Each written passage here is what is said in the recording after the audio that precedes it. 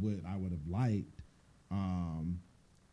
that's something that you can relate to a teenager, especially in the areas that we coach at, when things like that is going on. Sure, making the right choices, Yeah, doing the right yeah. things, and just being aware of all the potential consequences that are out there. Exactly. The community I grew up in, I don't think anyone was really aware of those type of things. Right.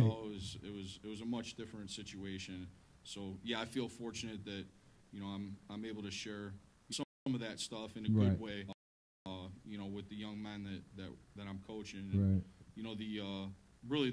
The biggest thing is we're all trying to become the best versions of ourselves. So if I can help them in any way with some of, whatever adversity I've faced in my life, then I look at that as a positive. So. Yeah, exactly. Now you guys have been working out. Players been working out since what, January, right? Yeah, yep. We started January 4th, I believe. Okay. So we were 3 days a week up until spring break, and then after we got back from the break, now we're 4 days a week. Okay. Tuesday, Thursday afternoons, and then Friday and Saturday morning. So run us through a typical workout for Coach Sowers. How's a workout for you? So on a typical day, Mm-hmm. we're going to come in and I like the guys to be a little bit loose when we're getting started.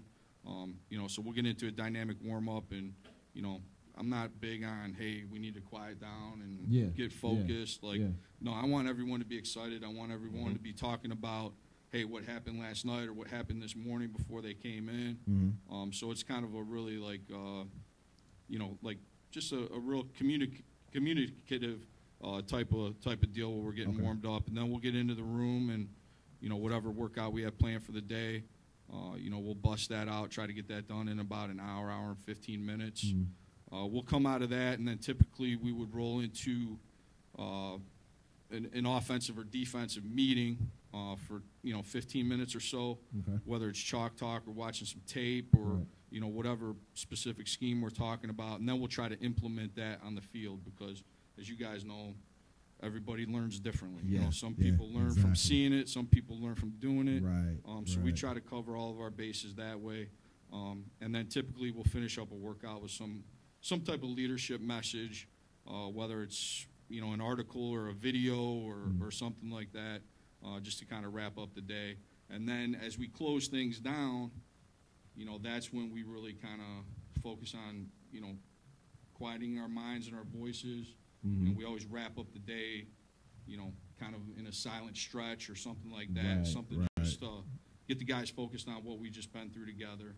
And that's our time to be mindful of those things. So. Okay. So, outside of football, is there anything interesting that you have had a chance to do, or is it been just work? So when I graduated, right out of high school, I went to work for Cintas Uniforms. Okay. And I was actually there for the past 23 years. And just within the past couple months, I reconnected with one of my old high school teammates, Joe Jaravicius, who has a local commercial laundry business. So I kind of been helping him out with that. And it's also given me a little bit more freedom to be up at school a little bit more. It was sort of a grind working for a Fortune 500 company. And those responsibilities and still being able to be, the coach that I wanted to be. So it's kind of all worked out, and this spring has been absolutely awesome. So. Okay. Well, let's get into last season. Yeah. How would you recap last season?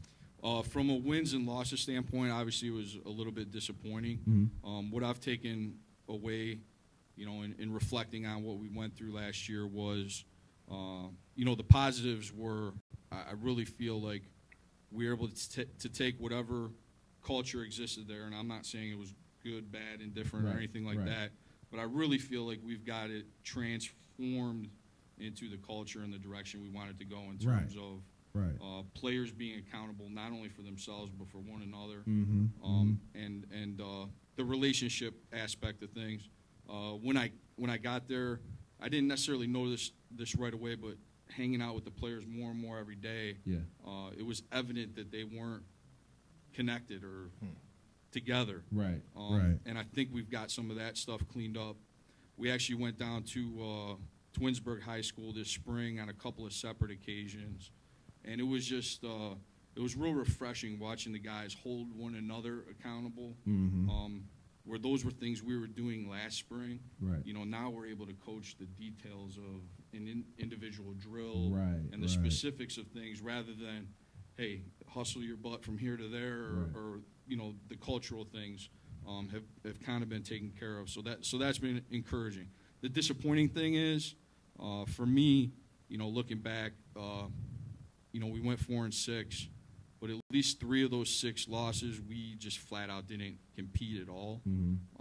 So that's been the frustrating thing for me because I'm just a competitor, and right. I don't understand stepping between the lines and not competing. Right. I think a lot of that goes back to, you know, the mental makeup of our young men and the approach to things. So those are some of the reasons why we, you know, end the workout with some type of leadership message and things like that. I think, you know, I think we've got to separate executing from our emotions. You know what I mean? Like it's about executing and competing. Sometimes you got to leave your emotions aside. You know, so and you guys are pretty young too. Yeah, you know, we had 12 seniors last year, and while they all played, we still had a lot of young guys on the field for us. So the biggest thing is to, you know, our numbers. You know, so we only had 12 seniors last year. This year we only have 9. Right. The class behind that's only about 6. Okay. So our freshman class that we had last year, my first class, we had 20 in the freshman class, and we should be somewhere around 30 out for football in this freshman class. So trying to build the numbers back up. You know, because if you had my players in here, they'd tell you. Players win games, coaches lose games. I'm a firm believer in that, and you know, to have players that win games, you need enough of them too. Yeah, you know, that's part of it. Trust me, I know that. That's part of it. Yeah, so So we about to for a second take a quick break. When we come back, we're gonna talk to Coach Sowers. Gonna jump back into because he was about to get into a little bit more about building a program and finish up how last season went and see what the future holds for VASJ football. Omar. Coach Sowers, be right back. Yep.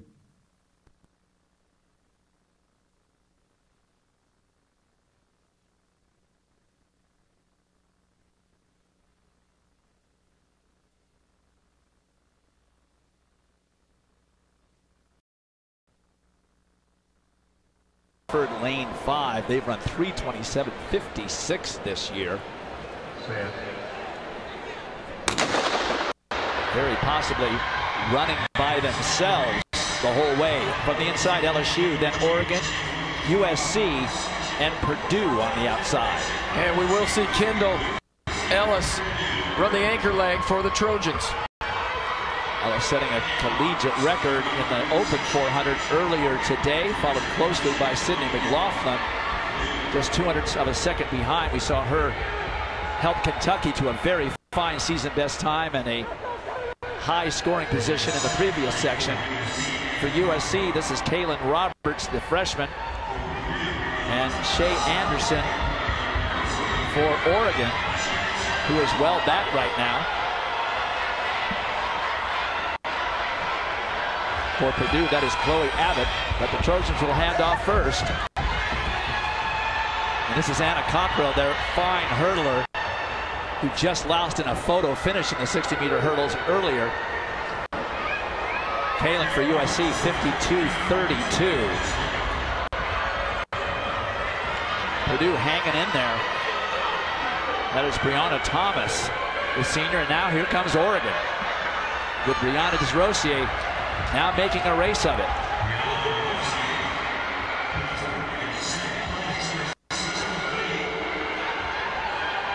So the Trojans not dominating this race the way I thought they might. And a move being made on the outside by Purdue's Brianna Thomas. She's running wide.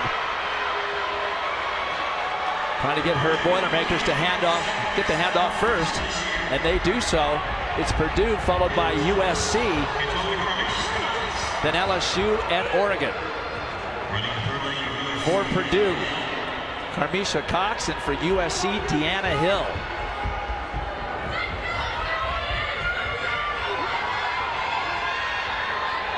Expect to see Deanna Hill blow this thing open for the Trojans, but Purdue's Carmisha Cox holding her own.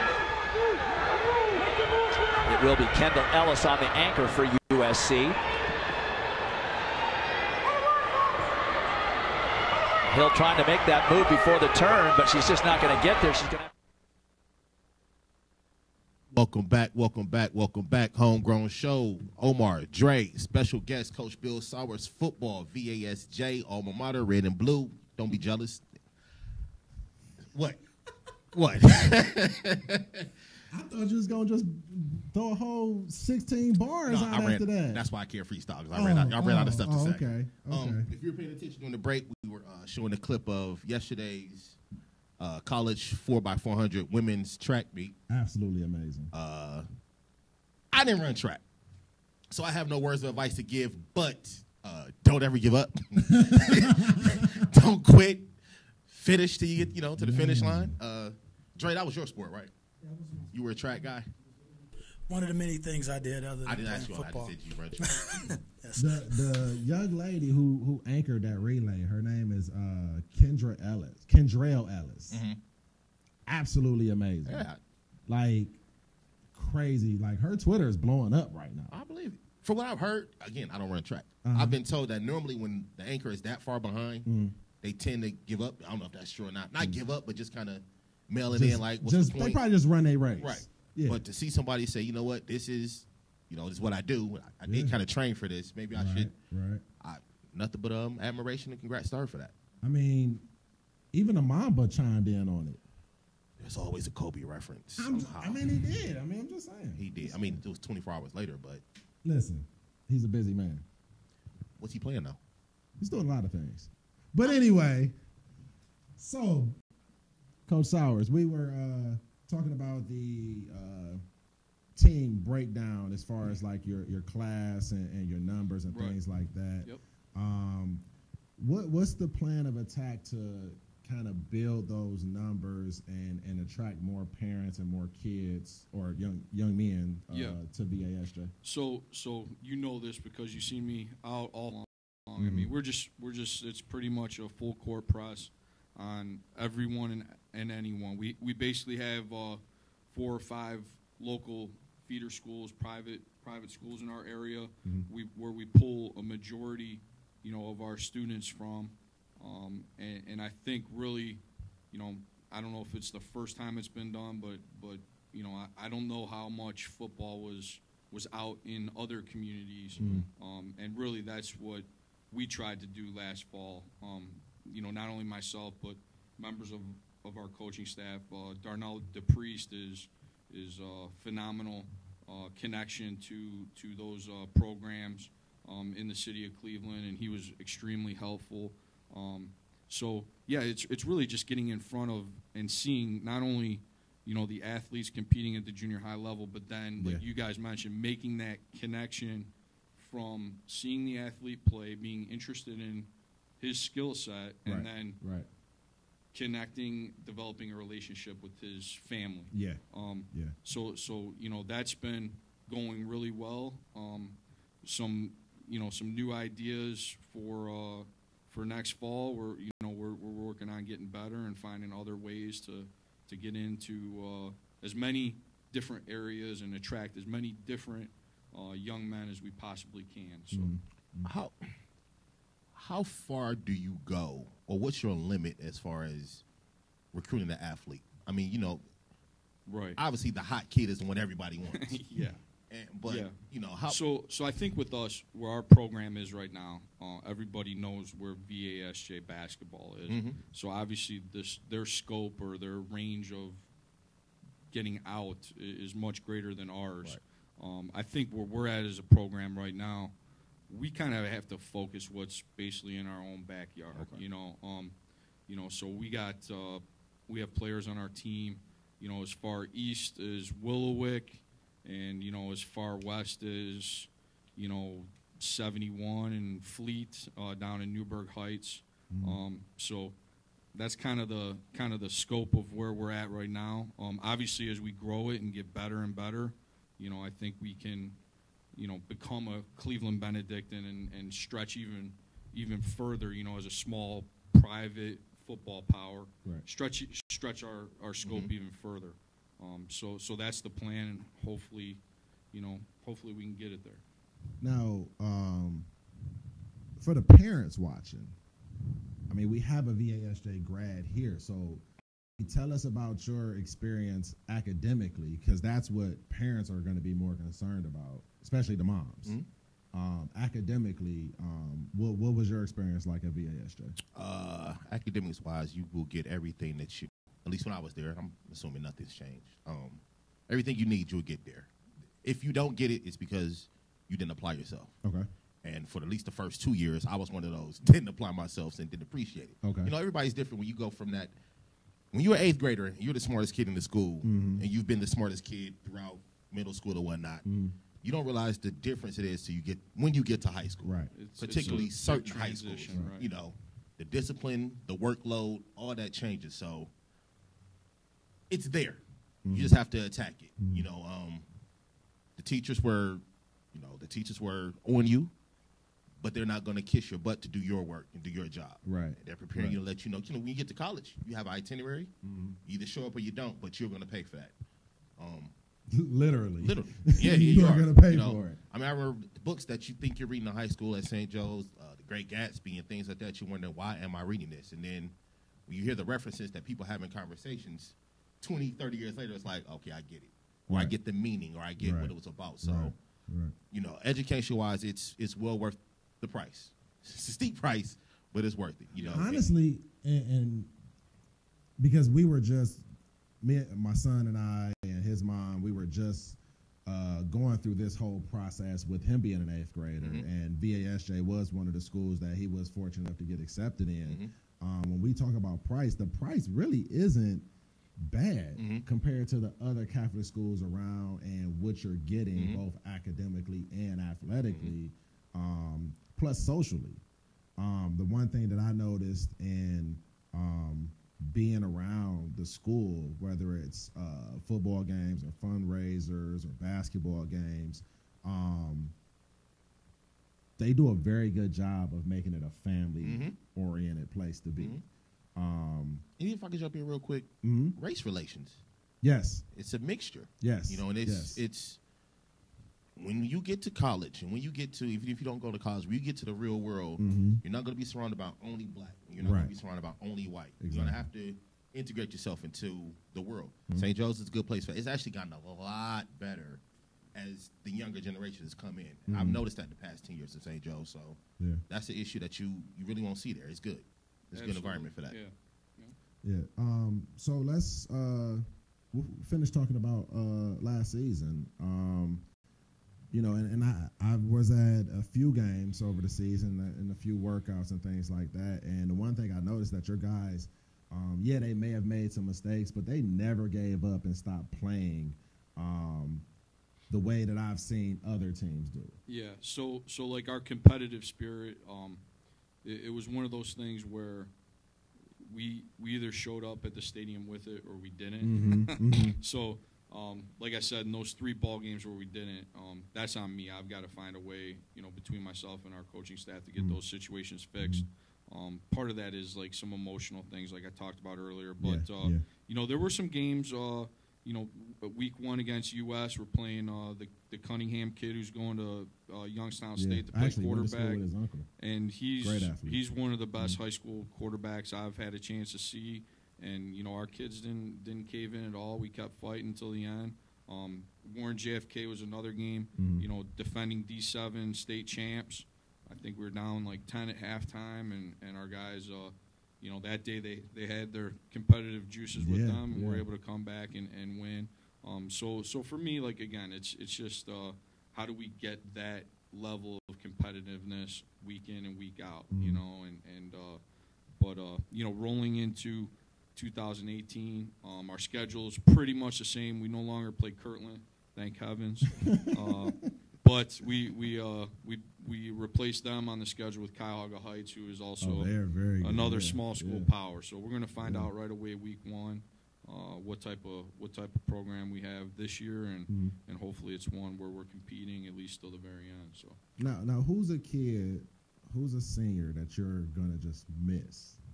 Well, that's an easy one for me. Our quarterback, Delano Harris. Okay. Just one of the best kids I've been around in all my years of coaching. And it has literally nothing to do with what he produces on the field. It's what kind of person he is, not only on the field but off the field. You know, I don't know if you guys are Urban Meyer fans, but, you know, I love pretty much everything Coach has to say. He talks all the time about being elite, and being elite having nothing to do with what type of player you are. Right. It's what kind of person you are. Right. And for us, he was just a kid who just is absolutely elite in every way. So that's going to be, you know, big shoes to fill, not just the fact that he's a great kid and all that and a great leader for us, but then obviously he plays the quarterback position, so we're looking to replace him with a younger, less experienced player. Okay. So. What kind of coach are you? You know, you got coaches that they're hands-on as far as they will run the offense, the defense, special teams, everything, or you got the ones that delegate the coordinators and they just are the overseer. Right. Where do you fall in? So my background getting into coaching was in offensive line play. I coached freshman ball for a couple of years when I first started, and then became the varsity offensive line coach at Lake Catholic. We made it to 3 state semifinal trips. Unfortunately, we ran into who I guess it's Coach Washington now down at Maple Heights. Yeah. Wow, what a great player. We were just talking about him last week. Lost him twice in the state semis, and then, you know, grew even more, transitioned into an offensive coordinator role at Lake Catholic, and pretty much have been in that position ever since I left. So I'm an offensive coach. You know, in terms of what that means for us now at VASG, I am the offensive coordinator. I really just believe in the offensive system that we together, not only myself but a number of other coaches were able to develop at Lake Catholic later on in our careers there, and we've carried that to a few different schools, and it's, you know, not down at Twinsburg this past year. I mean, they had an unbelievable offensive season down there, running the exact same system, system that's being run, very similar system at Willoughby South, who's been, you know, had quarterbacks just have off the chart years. Kareem Hunt, obviously, but all of our ideas and terminology really comes from a similar place, and I just believe in it. And in becoming the head coach, just a little reluctant to, you know, in getting all this stuff installed, give that up and say, well, hey, I've got a lot on my plate. Let's go in another direction offensively. Where I see that that makes sense to me.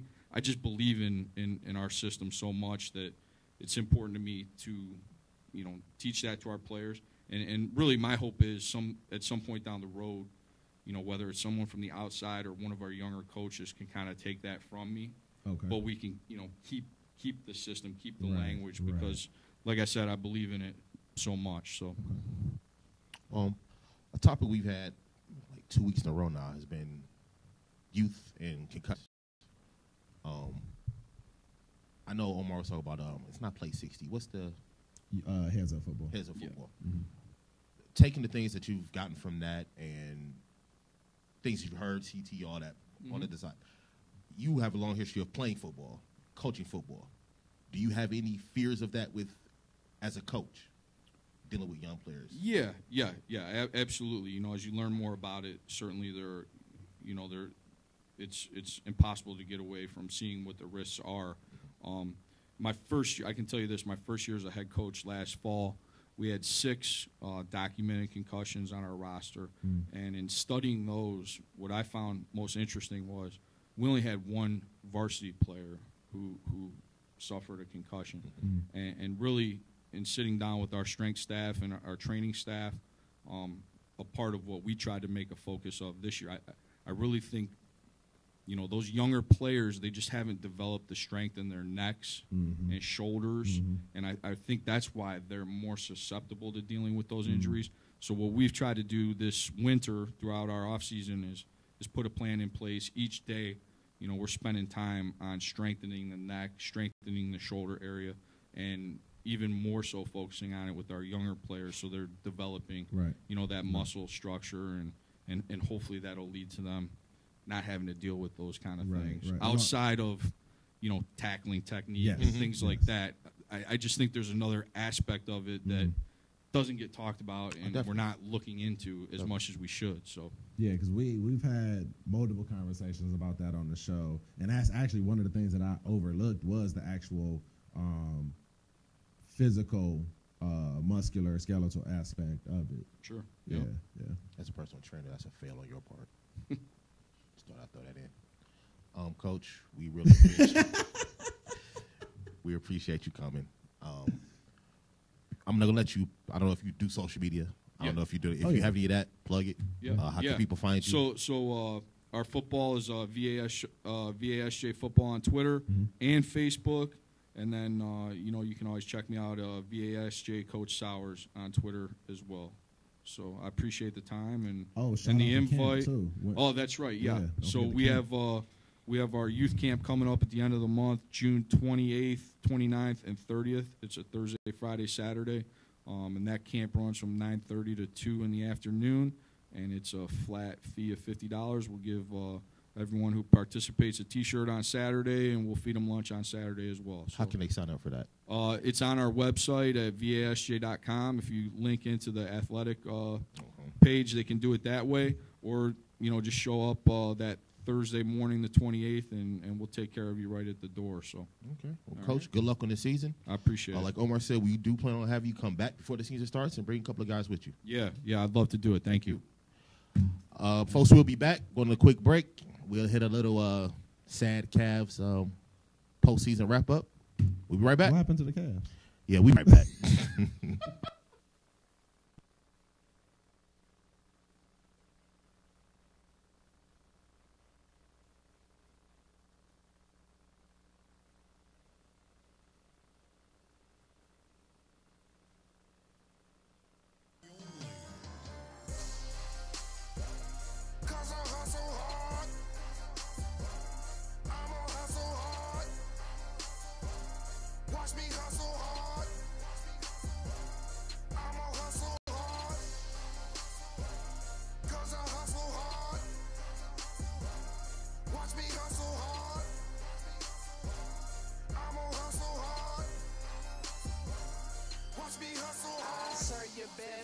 Ain't no need for no mascot. Marijuana, cocaine, heroin, our cash crop. Kush fields and poppy plants. We ain't growing vegetables. Skinny jean wearing niggas, all these homosexuals. After all the killers and the dealers, y'all next to go.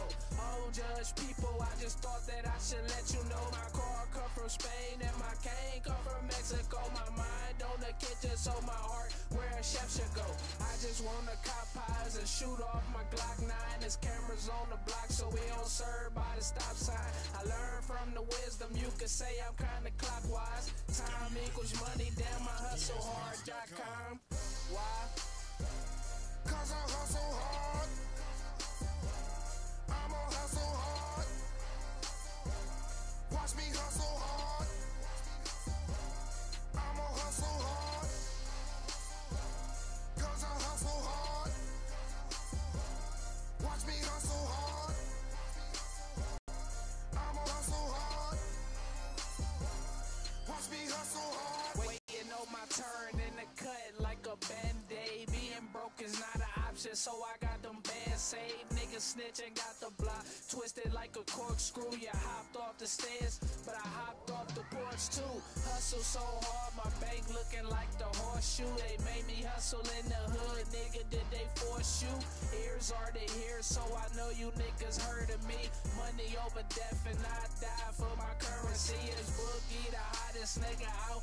Certainly I learned how to cook it up from Harvard University. Big weight, get your arms strong like Hercules, and they'll put a price on your head, but we work for free.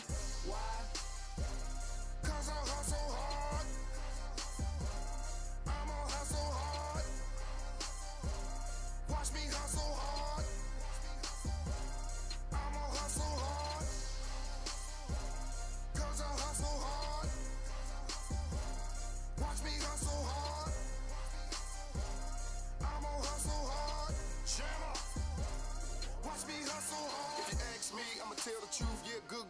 what you smell, dude. Get good grease is what to sell you, but never hit the block, you couldn't tell, fool. That's 90s hustle. It's 2015, boy, I got 90 hustles. I'm everywhere. Tally up, I'm gonna spread the music for that 90s struggle. If it wasn't for me, a lot of y'all wouldn't be trying to scream and holler. Rapping scene, they try to get all hype, they try to be on me. Well, let me bring you back to reality. It was Bone Thug, Mo Thug, Harmony, and if you heard of them, then you heard of G. Still going hard, they want me out the game, I won't let it be. And that's why, cause I hustle hard. I'ma hustle hard. Watch me hustle hard. I'ma hustle hard. Cause I hustle hard. Watch me hustle hard. I'ma hustle hard. Watch me hustle hard.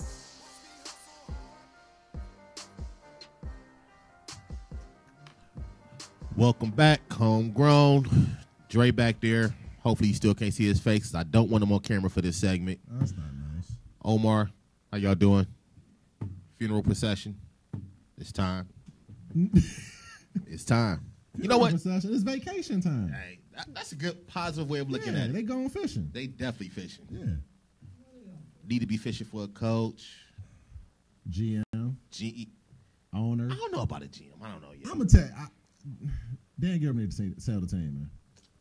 That's why I can't talk he about need to stuff sell like the this. team. Why would a man need to sell the team? Because he's part of the problem. He made a mistake. Either sell the team or step away I don't and wanna let your GM do his job. He's not that guy. He's I mean, baby Jerry. not. He's baby Jerry Jones. The guys like that don't know how to let the other guy run things for him. This is true. But you know what? True.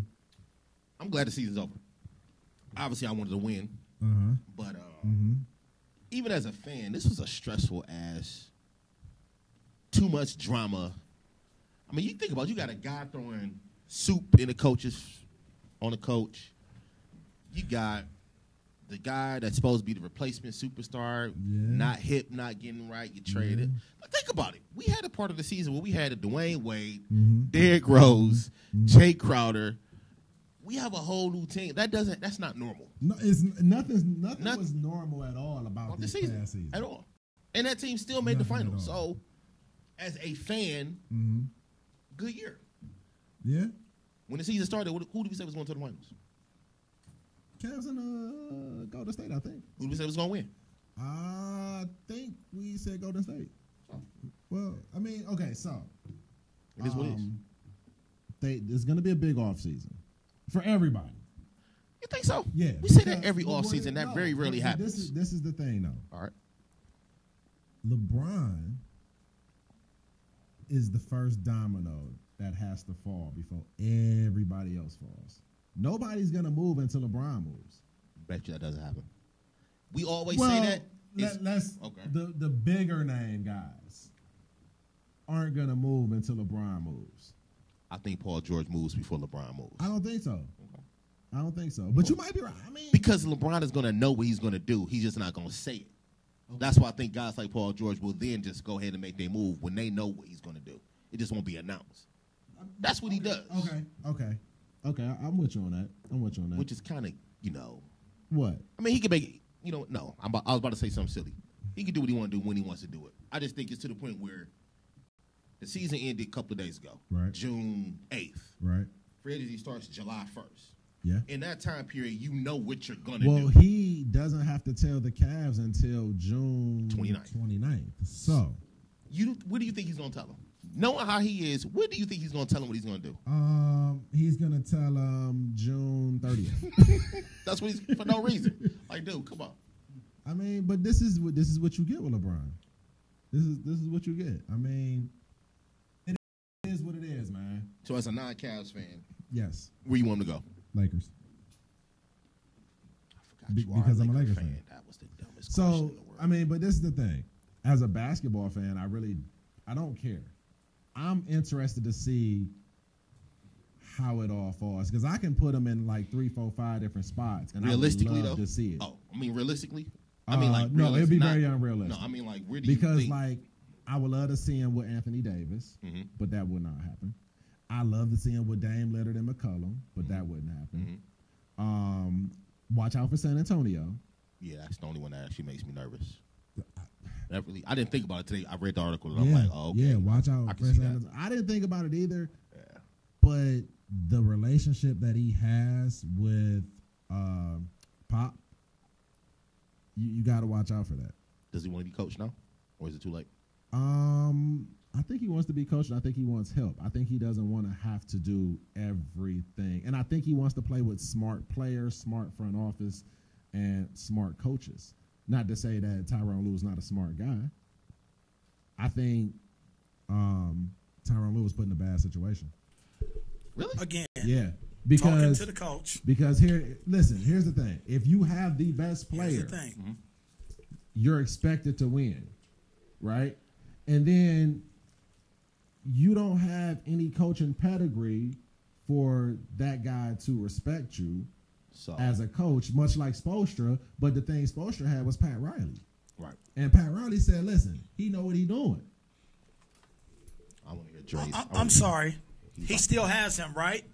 Who? He still has Pat Riley, Spoelstra. They still have each other. Right.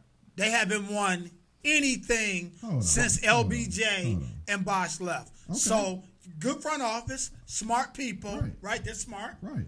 They don't have any good players. You know what that equals? Nothing. If you don't have good players, you can have the smartest front office. No, why is he yelling?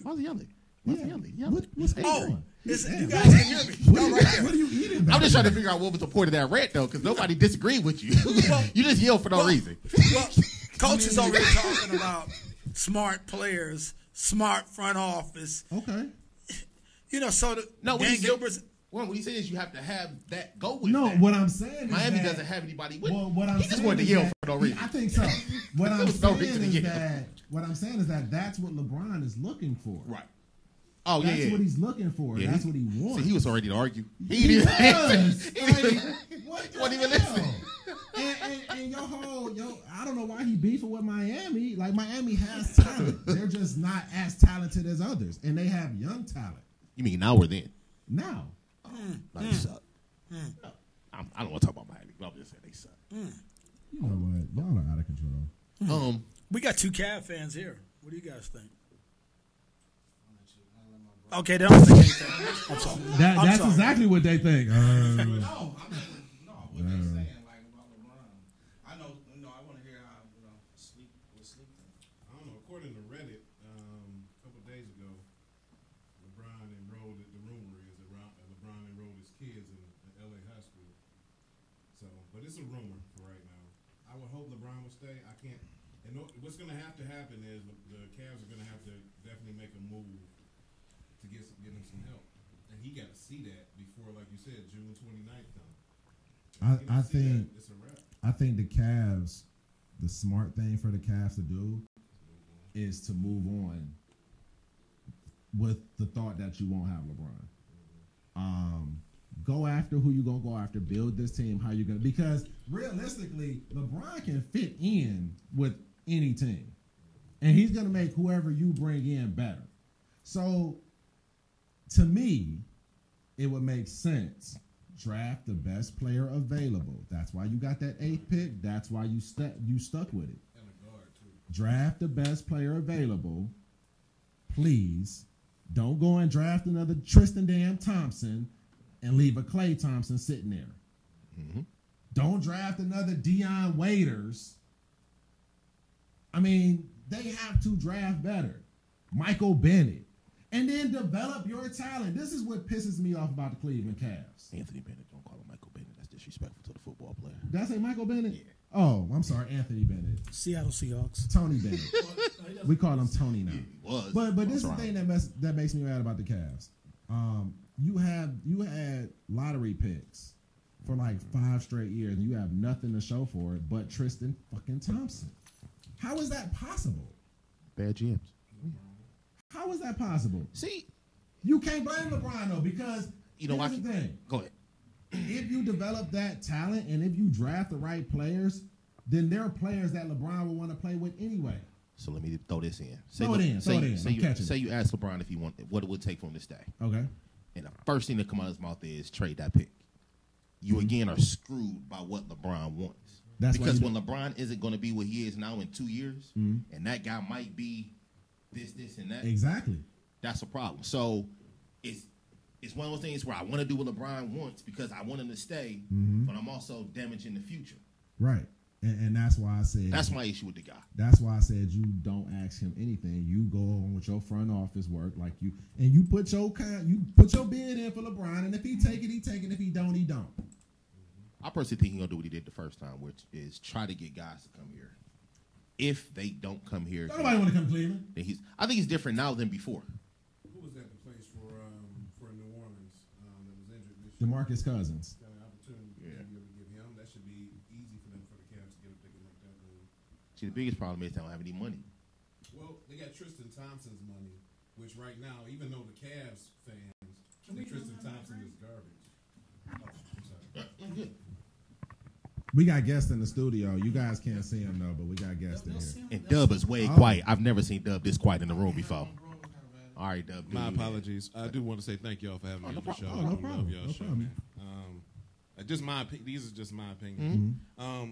Tristan Thompson, as far as for Cavs fans, we don't like Tristan Thompson. We think he's weak. Y'all don't like Mr. Kardashian? But the way that he's looked as far as on TV, as far as the way the Cavs play, as far as rebounding, playing his position, I think he could be an asset to another team. Absolutely. So by removing his contract, that does gives us some room to be able to move around. And Dan Gilbert is not afraid to spend the money and go over the cap. No, he's not. If it's for the right move. So, but LeBron does not like playing with rookies at all. He's already said that. So, but if the Cavs need to make that move and get a point guard, it's going to be a young point guard that can be a star.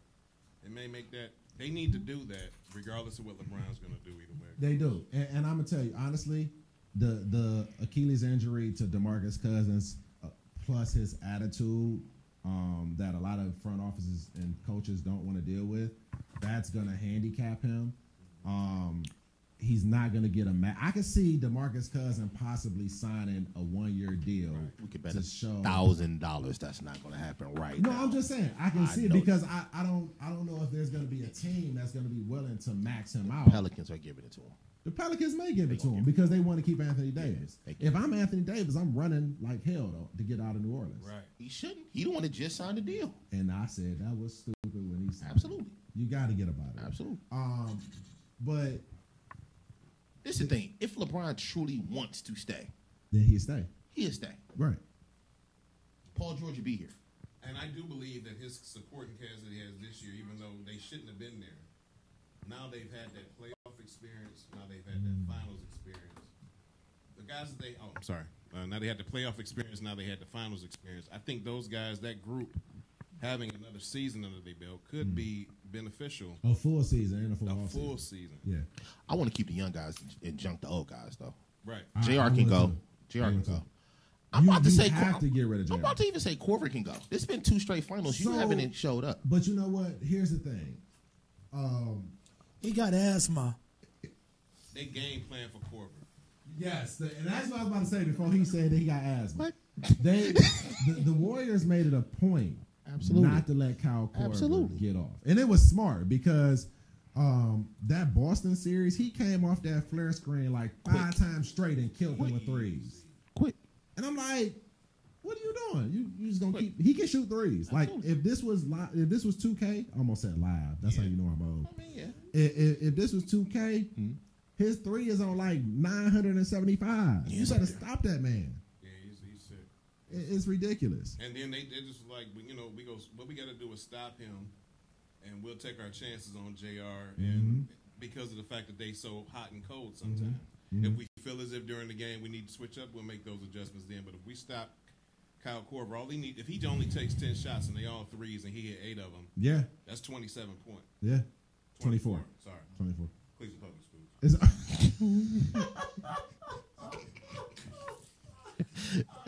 It happens, man. I don't know, man. I don't know. I just want to be over with. I'll be glad this month is over. Like, make a decision, go, stay. I was to the point I don't care. Honestly, I think he's gone, man. Y'all seen the little picture of Russell Westbrook standing with him? Listen. Yeah, we gonna see something. Josh Cribbs actually started that rumor, which is funny. Josh Cribbs started it. Is he still alive? He was like, rumors told him, yeah, you should know. How many touchdowns he take back against Baltimore? Don't do that today. Oh, don't do that. We ain't doing that today. Anyhow. What was that? 1998? I don't know what it was. Jesus. But it happened. I don't know. You are out of control. And I gave you a gift. I appreciate that. Hey, y'all. Omar brought in Cleveland Brown stuff. Yeah. It was making my car not start. Oh my God. So I had to get it up out the car. Don't start talking about the Browns. I'm just saying. We got a closet fan in here, I think. I had to get it up out of the car. I think you're a closet fan. I appreciate that. No. Shout out to the Cleveland Browns organization. They do a lot of good nonprofit work that people don't know about. Then they gave me that bag at the presentation thingy, and I said, "Oh, Randy will love this. I would love that. Fan for life. Get this shit out of my car." Season tickets, everybody. What's up? We need to go to the Ravens game. I'm with it. At Baltimore. No crab cakes. No, Dre. We go to the Cowboys game. Listen, hey, I'm down for that. I've been dying to go down to see that stadium. Okay, I'm a stadium road guy. trip. Road trip. I love stadiums. Road trip. Kansas City. HomeGrown live from Cowboy Stadium. I want to go to Kansas I'll give Jerry City. Jones a call shortly. I can do a whole show on arenas and fields that I want to go see games at. I just want to get like an RV, kind of like the Madden bus, and just hit arenas and stadiums, man. It's not a bad idea. It's not, man. I think one day if I ever take a vacation, that's what I'm gonna do. I don't want to go to Jerry's World though. Kansas City, man. I heard that's a good trip. Oh my God. What's the name of the Brown Stadium? Is it just Cleveland? First Energy. It's Factory of Misery Oh, it says it right there. Stadium. You want to do that? Oh, I'm sorry. do that? I'm sorry. Okay. The Ravens is the Black Crow. No, M&T Bank, sir. Oh, I thought it was Black Crow DN. You think you just change it from something else? Yeah. Yeah. Make a decision. Hey, listen, they paying that money. Yeah, you gave it all to Flacco. Yeah. See how I that thought worked it out? was Ray Rice Slap Track. Stadium. Sorry, Stadium. Hey, you know that's a sound effect, right? Wow. It's on that, listen, it's on that kick drum. everybody out Hey, there, it's on that listen. machine studio that Gross got. Yeah. When we get ready It's the to Ray do- Rice Slap Track, bro. You know what? Stop it. Y'all some haters. Yeah, you know, I can't wait for football season to start. So we doing. Oh, it started here, bro. It started here Friday. It started here Friday night. We doing high school preview show. 10:37. We do our NFL preview show. I'm telling all the fans, all the listeners, and watching. Wait, people what did that's you just watching say? out What there. did you just say? When we do our high school show and our NFL pregame show. Really? Preview show. Really? Yeah. When did this happen? You just announced this tonight, huh? Yes. They can't get here on time for this show. Don't worry about that. Yeah, okay. Don't worry about that, Yeah, bro. okay. Yeah, okay. I'm coming in here. I'm coming in here with my Cam Newton swag. I'm trying to get this guy over here. I'm a heterosexual. No. Don't act like that. No. Don't act like that. Come here You with a moisturize your beard. You're a scarf and natural capris sexual. on. I can see you doing that. I'm telling you. I'm gonna get you a hat and a scarf. Don't do that. Brown and orange one too. This guy right here, you guys are true Cavs fan, Cleveland fans. Like, these guys have on Cleveland merchandise. We got 3 guys in here with 3, merchandise. I applaud that, man. I'm gonna tell you why. Because this is the Eastern Conference Championship shirt. Right. It came in the mail Saturday, Wow. the day after the last finals game. That- I ordered it when I saw it on TV. Oh. They got all the names of the players on the back, so this one was the B version. So it Did, was sweet. did you check it? Did they take J.R. Smith off of it? No, J.R. Smith's still They over might there. have took his name off of it. That's So why. I was like, where's my stuff? It finally came Saturday after. So I needed to put it on. Kind of weird. So weird. I mean, it's okay. So how do you feel about Dre being a Boston fan? His whole life. His whole life. That's what he loved. He always been talking about he liked Boston. You know, it's all right. But, yeah. So, high school preview, college preview. Sir? What days are these? Like, just We since you gonna- throwing out shows, what day? This is to be determined. We got plenty of time. Obviously. We got plenty of time. Okay. I'm just throwing out. That's what the people want. They been sending that in the comments. Yeah. We got to give the people what they want. You're right. Got to give the people. How do you feel about people that don't?